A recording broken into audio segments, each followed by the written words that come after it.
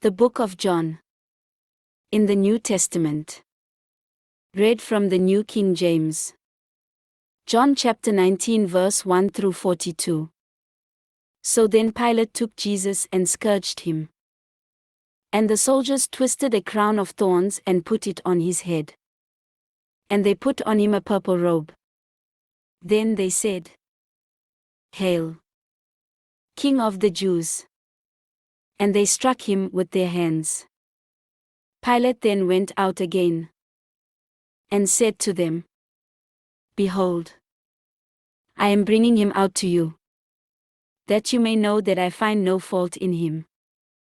Then Jesus came out, wearing the crown of thorns and the purple robe. And Pilate said to them, "Behold the man." Therefore, when the chief priests and officers saw him, they cried out, saying, "Crucify him! Crucify him!"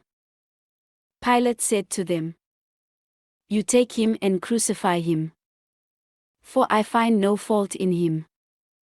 The Jews answered him, "We have a law, and according to our law he ought to die, because he made himself the Son of God."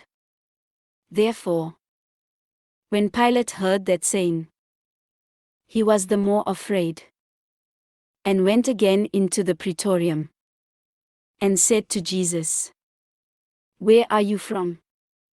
But Jesus gave him no answer. Then Pilate said to him, "Are you not speaking to me? Do you not know that I have power to crucify you, and power to release you?"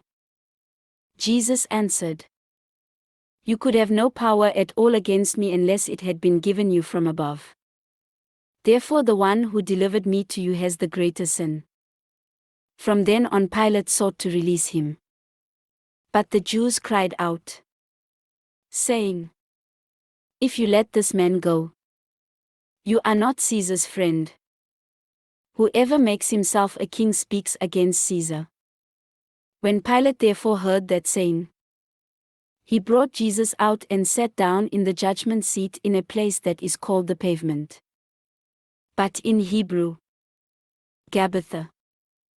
Now it was the preparation day of the Passover, and about the 6th hour. And he said to the Jews, "Behold your king." But they cried out, "Away with him! Away with him! Crucify him!" Pilate said to them, "Shall I crucify your king?" The chief priests answered, "We have no king but Caesar." Then he delivered him to them to be crucified. So they took Jesus and led him away. And he, bearing his cross, went out to a place called the Place of a Skull, which is called in Hebrew, Golgotha, where they crucified him, and two others with him, one on either side, and Jesus in the center. Now Pilate wrote a title and put it on the cross. And the writing was, "Jesus of Nazareth, the King of the Jews." Then many of the Jews read this title, for the place where Jesus was crucified was near the city, and it was written in Hebrew, Greek, and Latin. Therefore the chief priests of the Jews said to Pilate, "Do not write, 'The King of the Jews,' but," he said, "I am the King of the Jews." Single quote. Pilate answered, "What I have written, I have written." Then the soldiers, when they had crucified Jesus, took his garments and made 4 parts, to each soldier a part, and also the tunic. Now the tunic was without seam, woven from the top in one piece.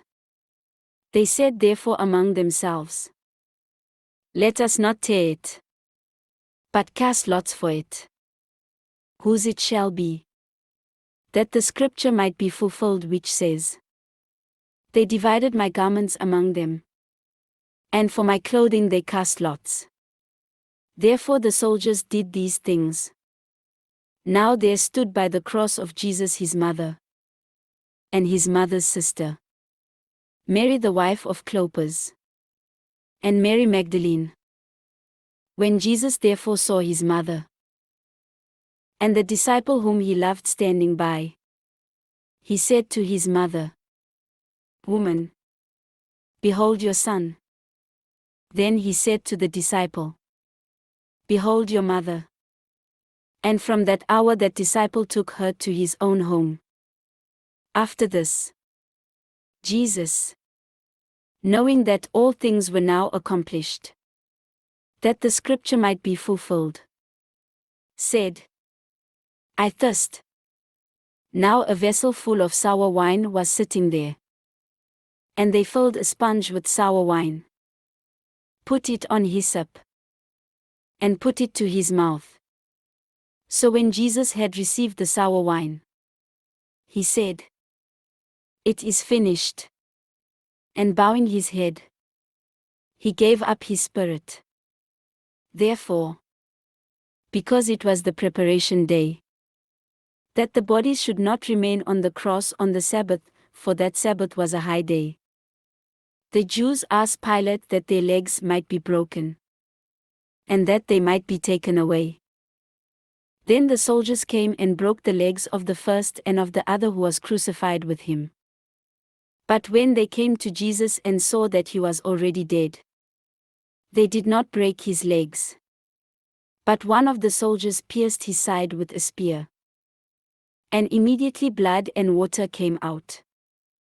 And he who has seen has testified. And his testimony is true. And he knows that he is telling the truth, so that you may believe. For these things were done that the scripture should be fulfilled. Not one of his bones shall be broken. And again another scripture says, "They shall look on him whom they pierced." After this, Joseph of Arimathea, being a disciple of Jesus, but secretly, for fear of the Jews, asked Pilate that he might take away the body of Jesus. And Pilate gave him permission. So he came and took the body of Jesus. And Nicodemus, who at first came to Jesus by night, also came, bringing a mixture of myrrh and aloes, about 100 pounds. Then they took the body of Jesus, and bound it in strips of linen with the spices, as the custom of the Jews is to bury. Now in the place where he was crucified there was a garden, and in the garden a new tomb in which no one had yet been laid.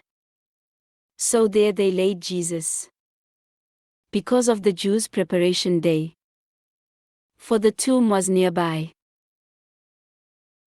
This ends John chapter 19.